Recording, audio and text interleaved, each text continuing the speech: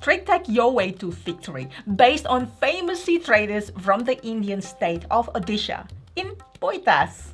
And today we'll be teaching you how to play Boitas, game designed by Siddhant Chand and published by Kyo Games. And hi everyone, it's Stella. And Tarrant from Maple University. And if you enjoy this video after watching, you really help us by like, subscribe and let us know what you think in the comments. That seriously will help us to bring more videos. Alright, now let's get to the classroom. Boitas is a trick-taking and hand management game in which players take on the roles of Sardarbas, the seafaring traders of ancient Odisha. Over 4 rounds, players will compete against each other to win tricks in different coloured ports in the hopes of earning the best import goods for points. Those who fail to earn goods will claim cowrie shells which they can then spend on better cards for better chances in subsequent rounds. However, importing is not the only path to victory. The better cards have points printed on them. And at the end of the game, it's the player with the best combination of import goods and unplayed cards who will win the game. Boitas is played with a deck of 80 Boita cards in 4 suits: rice, gems, cloth and beetle. Roughly speaking, each suit has 20 cards, 2 copies each running from 0 to 9.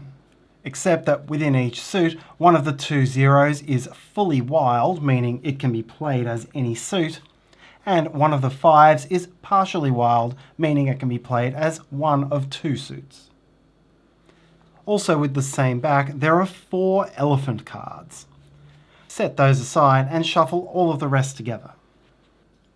In the centre of the table, in whatever configuration makes most sense for you, lay out the 3 port tokens, 1, 2 and 3, and the market token.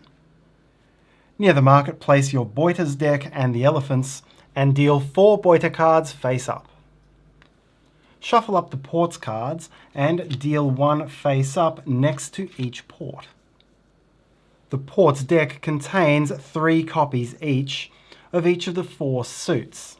And since you'll be playing 4 rounds and discarding the ports between rounds, you will see the entire deck across the course of the game. Shuffle all of the imports goods tokens into face down stacks and deal 2 face up next to each port. Make a supply of the cowrie shells. Each player takes 2 cowries and a hand of 5 Boita cards, which they should look at but keep secret from the other players. Choose a first player and you're now ready to play. Boitas is played over 4 rounds, and each round is played in 3 trading phases, 1 at each port, followed by a market phase.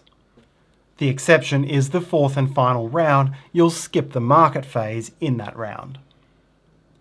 Each trading phase is resolved by playing a trick at the next numbered port. That is, each player, starting from the first player and going clockwise, will play 1 Boita card, and then once everyone has played 1 card, players gain rewards from highest to lowest based on the rankings of the cards played.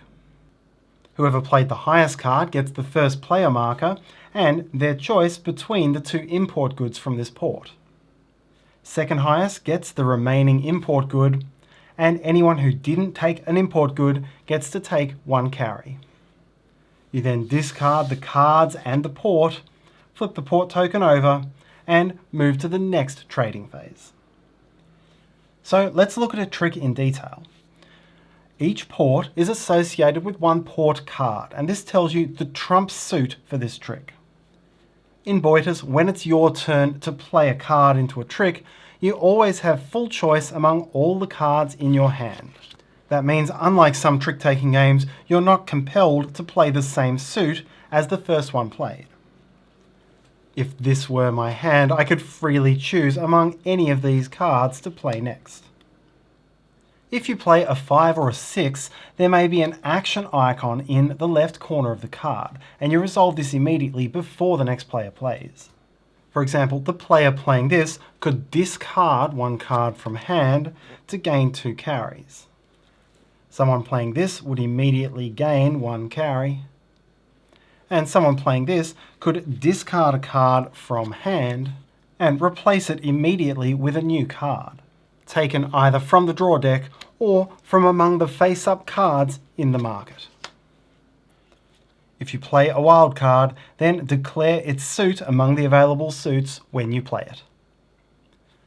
The hierarchy of cards from highest to lowest is depicted on this player aid, and in the first round, before the elephant cards have come into play, this is the part of the card that matters. Within a trick, the highest possible card is the trump card of the number matching the current port. Then comes all other trump cards, ranked from 9 down to 0, and then all cards of any other suit, ranked from 9 to 0. If there's a tie, the earlier played card breaks the tie. So, in this trick there is no trump. Therefore, the highest card wins, which is the green 9. Second highest number is next, so that's the red 6. Then this declared red 5, then the red 2. In this trick there are 2 trumps, the yellow 3 and the declared yellow 5. So the cards from highest to lowest are yellow 5, yellow 3, blue 9, red 3. In this trick, the winning card is the yellow 1 because it is the trump of the port number, and then we have 2 yellow 5s. Earlier played cards break the tie, so the wild will be second and this one will be third. The winning player takes the first player token, so will lead the first card for the next trick, and collects the import good of their choice, keeping it face up in front of themselves. Second place takes the other, and all other players take carries. Once all 3 trading phases in a round are complete, you'll proceed to the market phase. The first step of this is to set up the next trading phases. You'll go into this market phase with full knowledge of what's to come. That means you'll deal out 3 port cards from the remaining deck, as well as 2 new import goods to each port. In turn order, each player draws 3 new cards from the Boiter's deck. Then, starting from the player with the most carries, and whoever is earliest in turn order if there's a tie, each player takes 1 turn in clockwise order to make a single market purchase. If you choose to purchase, you have 3 options. Spend 1 carry to buy 1 card, either from the deck or from the face-up market. Or spend 2 carries to buy 2 cards. You buy each of these separately, so the market refills after each card. Or you can spend 3 carries to buy an elephant. There is no limit to your hand size, and as a result of purchases, players may have different hand sizes. Once everyone's had a turn, you'll move to the next trading phase. Once the elephants are in play, the full hierarchy of cards comes into effect. The elephant is now higher than all other cards except for the 4 of the trump suit. However, the 4 of the trump suit doesn't become the highest card unless the elephant is in the trick. If there's no elephant in a trick, the 4 is still lower than 5 through 9, as well as the port value trump. So in this trick, 1 red is the winner and highest card, followed by 9 red, 7 red, and 4 red. In this trick, elephant is the highest card, followed by 1 red, 9 red, and 7 red. And in this trick, 4 red is the highest card, followed by elephant, 1 red, and 7 red.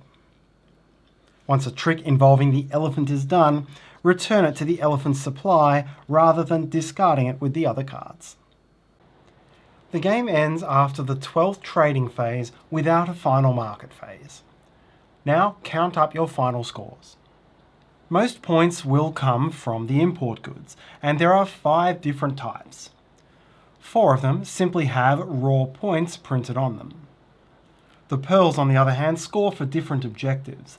This one scores for your single other highest scoring token, so it would be 8. This one scores your lowest other token, so it would be 4. This is 1 per carry you have left over, and this is 1 per card you have left over. Scoring these goods is not as simple as collecting as many as you can and adding up all the points. There are 2 different ways you can choose to score them. You could either score your best token in each of the 5 types of goods, flipping all the other tokens over for 2 points. Here the face up tokens score 32 and the face down score 10, so this is 42 points. The other option is to score the best 2 rows and flip all the others. Here I've got 31 in face up and 10 in face down, a total of 41. As such, I'll choose the 42-point score. Next, score any points printed on cards left over in your hand. This will be on all 7s, 8s and 9s, coloured 0s and elephants. Yeah, it's a total of 8 points. Finally, score 1 point for every 2 leftover carries. The player with the highest score wins. If tied, most total import goods breaks the tie. If still tied, most carries. And if still tied, the rulebook offers an alternative thematic suggestion for how you can break that tie. The rules I've just described apply to the 3 and 4 player game. You can also play Boiters at 2 players with 1 modification. In the first round, there'll be only a single import goods token at each port. The winner takes that token, and the loser of the trick gets a carry. In the second round, there will be 1 import good in the first and second ports, and 2 in the third. As before, if you win a single import good trick, you take the token, with second place getting a carry. While in a 2 token trick, it's now both players gaining an import good, with the winner getting their choice. In the third round, the goods are laid out 1, 2, 2. And in the fourth round, there'll be 2 goods on each port. And that's how to play Boiters. Thanks so much for watching. Please like, subscribe, let us know what you think and share this video if you enjoyed, and hopefully you have a great day. See you next time.